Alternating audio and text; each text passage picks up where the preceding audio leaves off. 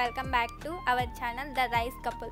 ఈరోజు మనం చేయబోతున్నాం chicken biryani. Let's get in to the video. అందుకోసం నేను ఆనియన్స్ కట్ చేసుకుంటున్నాను ఫస్ట్. ఆ తర్వాత ప్యాన్లోకి ఆయిల్ యాడ్ చేసుకుంటున్నాను. నేను ఒక 3 టేబుల్ స్పూన్ వరకు ఆయిల్ యాడ్ చేసుకున్నాను. ఆ తర్వాత కట్ చేసుకున్న ఆనియన్స్ అన్నీ ప్యాన్లో వేసేసుకొని కొంచెం సాల్ట్ యాడ్ చేశాను, ఎందుకంటే సాల్ట్ యాడ్ చేయడం వల్ల ఆనియన్స్ తొందరగా ఫ్రై అవుతాయి.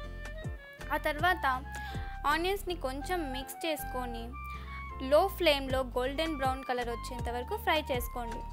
ఫ్రై చేసుకున్న తర్వాత ఆనియన్స్ని ప్లేట్లోకి తీసుకోండి.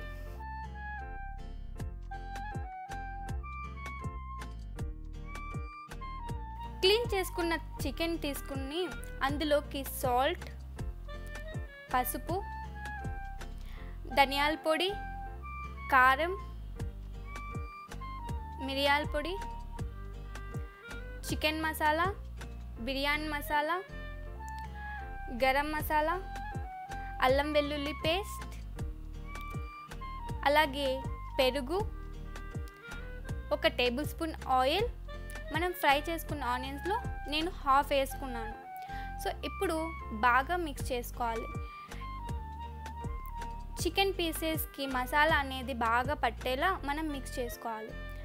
సో బాగా మిక్స్ చేసుకున్న తర్వాత ఈ చికెన్ పీసెస్ని మనం 1 గంట వరకు ఫ్రిడ్జ్లో పెట్టుకోవాలి. మీకు టైం లేకపోతే హాఫ్ అన్ అవర్ అయినా ఫ్రిడ్జ్లో పెట్టుకోండి.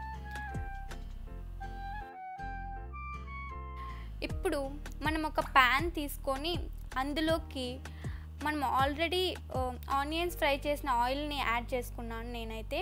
సో అందులోకి బిర్యానీ మసాలా యాడ్ చేశాను.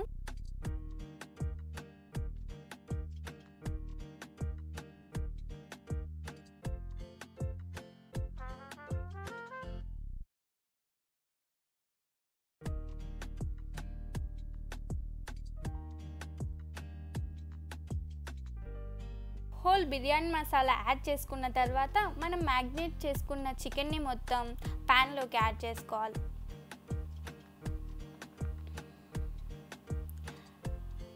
చికెన్ మొత్తం యాడ్ చేసిన తర్వాత బాగా మిక్స్ చేసుకోండి.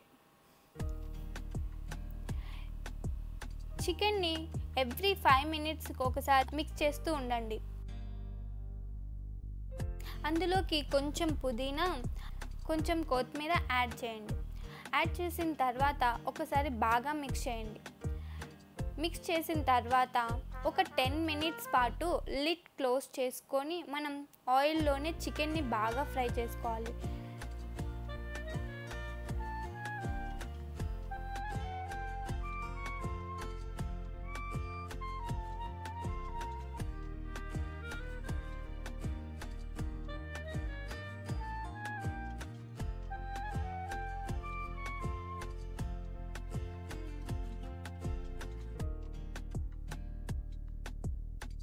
టెన్ మినిట్స్ తర్వాత లిడ్ ఓపెన్ చేసి మళ్ళీ ఒకసారి బాగా మిక్స్ చేసుకున్న తర్వాత అందులోకి తగినన్ని నీళ్లు పోసి హై ఫ్లేమ్లో చికెన్ని ఉడికించుకోవాలి.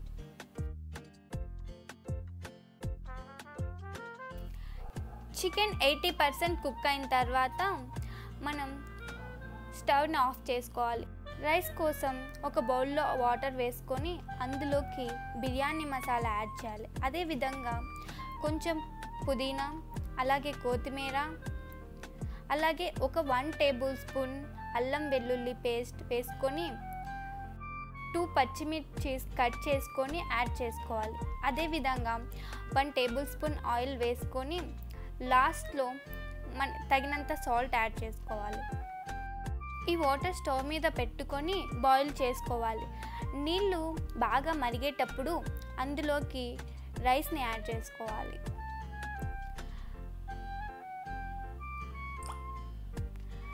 రైస్ని యాడ్ చేసుకున్న తర్వాత ఒక్కసారి బాగా మిక్స్ చేసి లిడ్ క్లోజ్ చేయండి.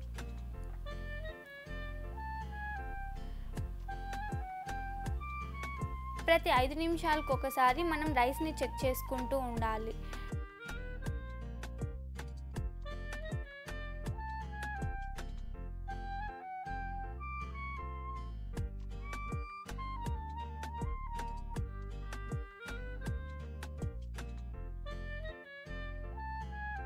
రైస్ 80% ఉడికిన తర్వాత స్టవ్ ఆఫ్ చేసేసుకొని మనం నీటిని వడగట్టుకోవాలి.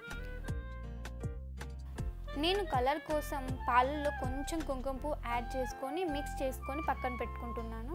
ఇప్పుడు కుక్కర్ని తీసుకొని చికెన్లో ఉన్న ఆయిల్ని మొత్తం కుక్కర్లోకి వేసుకున్నాను. ఇప్పుడు మనం బాయిల్ చేసి పెట్టుకున్న రైస్ని ఈ కుక్కర్లోకి యాడ్ చేసుకుంటున్నాను. సో రైస్ని కొంచెం యాడ్ చేసిన తర్వాత అది ఈవెన్గా స్ప్రెడ్ చేసుకోండి. సో ఇలా రైస్ యాడ్ చేసుకున్న తర్వాత మళ్ళీ చికెన్ని యాడ్ చేయండి. ఈ విధంగా మనం చికెన్ని రైస్ని లేయర్స్ వైజ్గా యాడ్ చేసుకోవాలి.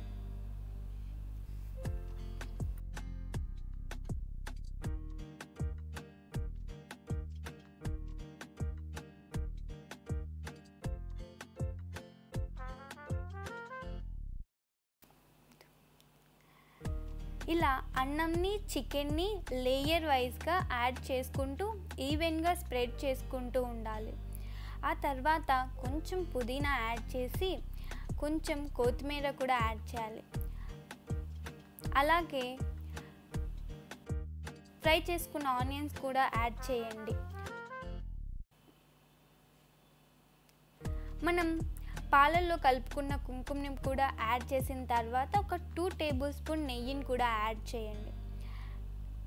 యాడ్ చేసిన తర్వాత నేను green colour food colour add చేస్తున్నాను. ఇది టోటల్ ఆప్షనల్, మీకు కావాలంటే యాడ్ చేసుకోండి.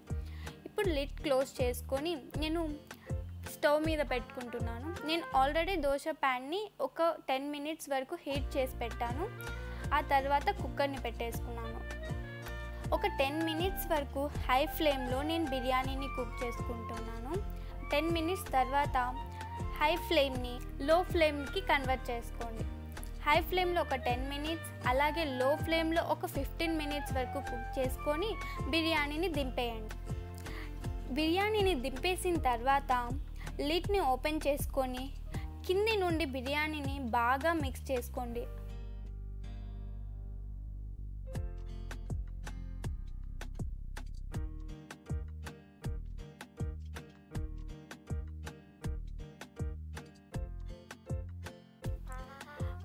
బిర్యానీని బాగా మిక్స్ చేసిన తర్వాత ప్లేట్లోకి సర్వ్ చేసుకొని మీకు నచ్చిన కీరాతో ఆనియన్తో సర్వ్ చేసుకోండి. టేస్టీ బిర్యానీ రెడీ అయిపోయింది. ఇక పదండి తిందాం.